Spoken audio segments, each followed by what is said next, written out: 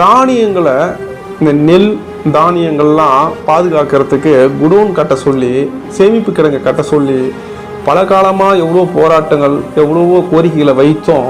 மூடுறதுக்கு தார்பாயை order பண்ணுறோம். அதுக்கு 10 கோடி ரூபாய். 10 கோடி ரூபாவுக்கு ஒரு பெரிய கிடங்கை கட்டலாமே. அதே தார்பாய் 10 கோடி ரூபாய் செலவாகுது.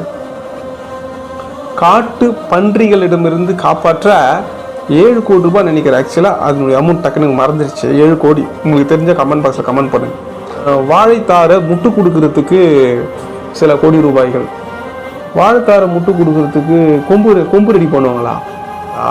இது ஊழல் பண்ணுறதுக்காகவே, கொள்ளடிக்கிறதுக்காகவே இந்த ஸ்கீம் வந்திருக்குதான்னு ஒரு அச்சம் வருது இல்லை, ஒரு சந்தேகம் வருது. பன்னாட்டு குளிர்பானங்களையும் சாராய மதுபானங்களையும் பாதுகாக்கிறதுக்கு மிகப்பெரிய சேமிப்பு கிடங்குகள். விவசாயினுடைய அந்த பொருளை சேர்க்குற வரைக்கும் ஓகே. அது சேர்த்ததுக்கு அப்புறம் அந்த நெல்மணியெல்லாம் மழையில் நஞ்சி முளைச்சி வந்தான்னு நாசமாக போனான்னு அப்படின்ற மாதிரி எவ்வளோ வேதனையான ஒரு விலை இல்லை?